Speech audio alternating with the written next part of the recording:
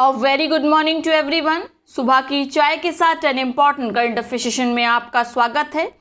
आज दिनांक है 5 जून 2021। तो चलिए आज के सभी इम्पॉर्टेंट करंट अफेयर्स देख लेते हैं।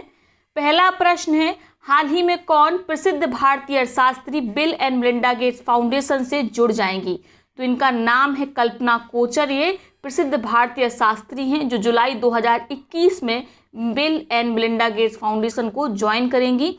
ये वर्तमान में किस पद पर हैं? तो ये वर्तमान में अंतर्राष्ट्रीय मुद्रा कोष IMF में मानव संसाधन प्रमुख के रूप में हैं और इस पद से ये जुलाई 2021 को सेवानिवृत्त हो जाएंगी 30 जुलाई को, जिसके बाद ये bill and Melinda Gates foundation को ज्वाइन कर लेंगी। इसके साथ आप नोट कर सकते हैं, कल्पना कोचर ने अपने 3 दशक के कार्यकाल में IMF अंतर्राष्ट्रीय मुद्रा कोष में कई बड़ी जिम्मेदारियों को संभाला है। क्लियर। अब बात कर लेते हैं bill and Melinda Gates foundation के बारे में। तो आप जानते हैं यह क्या है? एक प्राइवेट निजी इंस्टीट्यूट है, संस्थान है जिसकी स्थापना वर्ष 2000 में बिल गेट्स और मेलिंडा गेट्स के द्वारा की गई थी। इसका जो प्राथमिक उद्देश्य था, प्राइमरी उद्देश्य था, वह क्या था? अमेरिका में स्वास्थ्य सेवाओं में सुधार लाना। हालांकि बाद में इसने विस्तार किया, पूरे विश्व की स्वास्थ्य सेवाओं पर यह कार्य करती है। इसके साथ इसने स्वास्थ्य सेवाओं के साथ शिक्षा की ओर भी ध्यान देना शुरू किया है। तो इम्पॉर्टेंट है, आपको याद रखना है, एक प्रकार का NGO है bill and Melinda Gates foundation. ठीक है। अगला प्रश्न है, असम साहित्य सभा के पूर्व अध्यक्ष और प्रख्यात साहित्यकार का 89 वर्ष की उम्र में निधन हो गया, उनका नाम क्या था? तो इनका नाम था लक्ष्मी नंदन बोरा। ये प्रख्यात साहित्यकार थे। ठीक है। इसके साथ ये असम साहित्य सभा के पूर्व अध्यक्ष भी थे। ये प्रश्न पूछा जा सकता है, इंपॉर्टेंट है, इसको नोट कर लीजिए। अगला प्रश्न है, फोर्ब्स की ओर से जारी ताजा रैंकिंग में सर्वाधिक कमाई करने वाले 100 खिलाड़ियों की सूची में किस एकमात्र भारतीय खिलाड़ी को शामिल किया गया है? तो आप जानते हैं प्रत्येक वर्ष फोर्ब्स के द्वारा 100 सर्वाधिक कमाई करने वाले खिलाड़ियों की एक सूची जारी की जाती है और प्रत्येक वर्ष ही इसमें विराट कोहली को भारत से स्थान मिलता है। ठीक है। तो भारत से किसको शामिल किया गया है? ये एकमात्र है भारत से चुने जाने वाले सर्वाधिक कमाई करने के मामले में विराट कोहली। वैश्विक लेवल पर किसको चुना गया, यानी टॉप किसने किया है फोर्ब्स लिस्ट में? तो नोट रखेंगे आप, ये कौन है? ये हैं कॉनर मैकग्रेगर। ये क्या हैं? ये मार्शल आर्ट्स एक्सपर्ट हैं। ठीक है। विराट कोहली क्रिकेट से हैं, आप जानते हैं। ठीक है। तो जो विराट कोहली ने कितनी कमाई की है, इसके अनुसार इन्होंने बताया कि 197 करोड़ रुपए की कमाई के साथ जो विराट कोहली हैं उनकी वैश्विक रैंक कितनी है?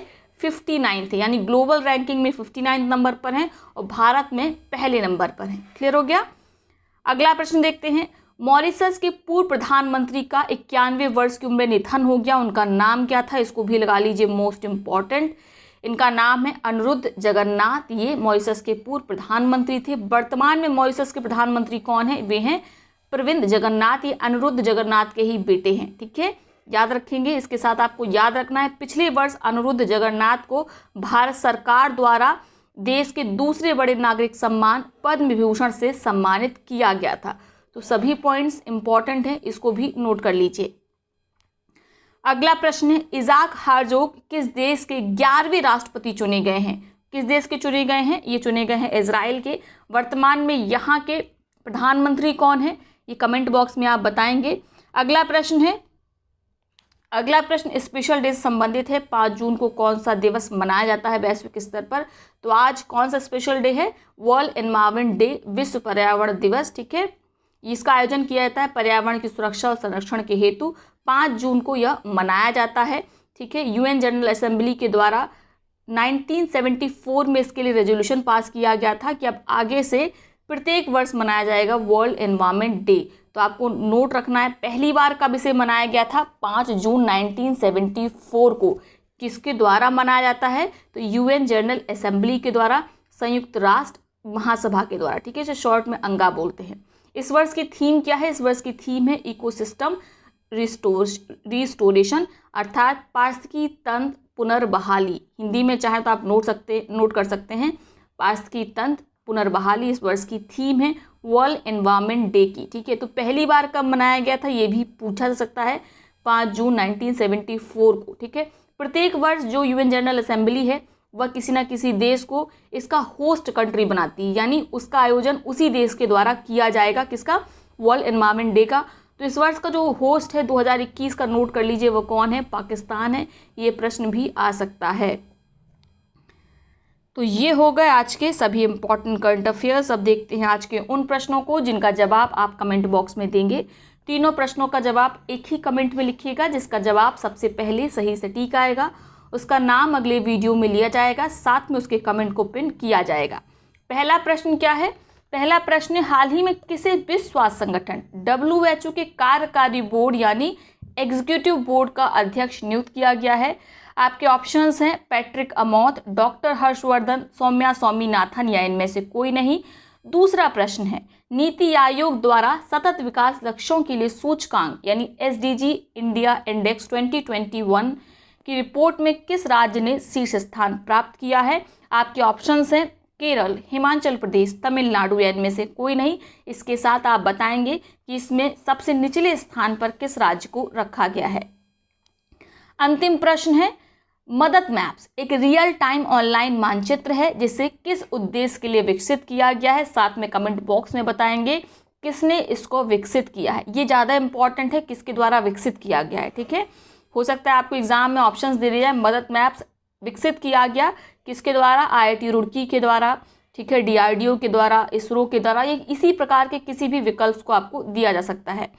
तो आपको याद रखना है ऑप्शंस क्या हैं। कोविड-19 रोगियों के लिए खाली बिस्तरों की जानकारी आपको मदद मैप से मिलेगी, या कोविड-19 वैक्सीन लगवाने के लिए कौन से नज़दीकी सेंटर्स हैं उनकी जानकारी आपको मदद मैप्स के माध्यम से मिलेगी। ऑप्शन सी है कोरोना के एक्टिव केसेस की जानकारी हेतु। डी है इनमें से कोई नहीं।